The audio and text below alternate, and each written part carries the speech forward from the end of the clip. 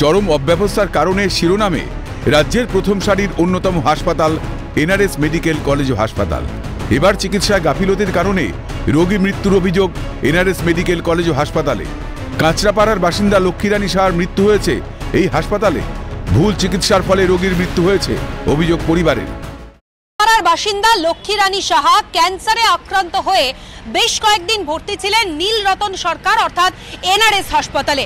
ইতিমধ্যে মৃত্যু হয়েছে ওই রোগীর এবং তার পরিবারের সদস্যরা যেটা অভিযোগ করছেন যে ভুল চিকিৎসা করা হয়েছে, এমনটাই অভিযোগ তাদের। হাই ব্লাড সুগার থাকা সত্ত্বেও তাকে আরও তার থেকে তার যতটুকু ডোজ প্রয়োজন তার থেকে অধিক ডোজের ইনসুলিন দেওয়া হয়েছে, হাই ইনসুলিন দেওয়া হয়েছে, যার জেরে মৃত্যু হয়েছে ওই রোগীর, এমনটাই অভিযোগ করছেন পরিবারের সদস্যরা। ২৫ তারিখে আমরা ভর্তি করি হাসপাতালে, সুস্থই হয়ে গেছিল। তারপরে হঠাৎ করে দেখছি মার মাথার যন্ত্রণা হচ্ছে আর পায়ে যন্ত্রণা হচ্ছে, কিন্তু সেই সব ট্রিটমেন্ট ওরা করেইনি। 3 দিন আগে অব্দি জানতে পারি তারা নাকি খাতাতেই ওরা তোলেনি যে ট্রিটমেন্টটা আমাদের দরকার ছিল। তাহলে এতদিন ধরে কি কিসের ট্রিটমেন্ট করলো? কিছু গাফিলতি, ডাক্তার তো আসেই না, নার্স আয়ারও একবার যদি ডাকি 2 ঘন্টা পর আসে। হ্যাঁ, আইসিইউ বেড দরকার ছিল, দেওয়া হয়নি। পুরো গাফিলতিতে ভুল চিকিৎসায় ডাক্তার লিখে দিয়েছে কিন্তু দিচ্ছে না। মাকে ইনসুলিন দিয়ে ভুল বেশি ডোজের ইনসুলিন দিয়ে মেরে ফেলাই হয়েছে। আর এই খবর প্রকাশ্যে আসতেই ছড়িয়েছে আতঙ্ক। এনআরএস মেডিকেল কলেজ ও হাসপাতালে চিকিৎসাধীন রোগী সহ তাদের পরিজনদের মধ্যে বাড়ছে উৎকণ্ঠা, উদ্বেগ। দূর দূরান্ত থেকে বহু আশা নিয়ে এই হাসপাতালে আসেন তারা, কিন্তু বারংবার এই ধরনের ঘটনায় তাদের কপালে চিন্তার ভাঁজ কাজ করছে, প্রিয়জনকে হারানোর ভয়। তারপরেও কি বা করার? অর্থাভাবে নিম্ন মধ্যবিত্ত মানুষদের ভরসা এই সরকারি হাসপাতালগুলোই।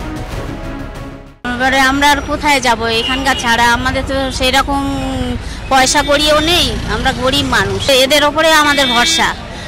এনারা যদি ভুল চিকিৎসা করে তাহলে আমাদের কপালে, আমরা আর কি অবস্থা হয়ে গেছে, হাসপাতাল নির্ভর করা মুশকিল হয়ে দাঁড়িয়ে। ঠিক মতন পরিষেবা পাচ্ছে না, ঠিক মতন টেক কেয়ার হচ্ছে না। আশা করে আসে, এখন তার মধ্যে যদি কোনো দুর্ঘটনা ঘটে তাহলে কিছু করার তো নেই, কপাল হিসেবে মেনে নিতে হয়।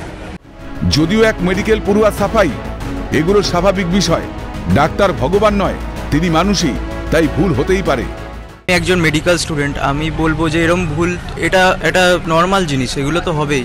হাজারখানা পেশেন্ট আসছে, এর মধ্যে তো ফল্ট দেখাই যাবে, এক দুটো তো হবেই এরকম। এই না যে ডাক্তাররা ভগবান তো তুলনা করে, এটা ঠিকই, বাট ডাক্তার তো একটা মানুষই, তাই না?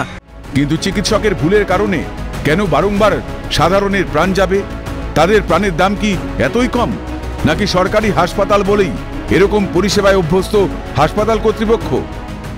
হাই ইনসুলিন দেওয়া হয়েছে, যার জেরে মৃত্যু হয়েছে ওই রোগীর, এমনটাই অভিযোগ করছেন পরিবারের সদস্যরা।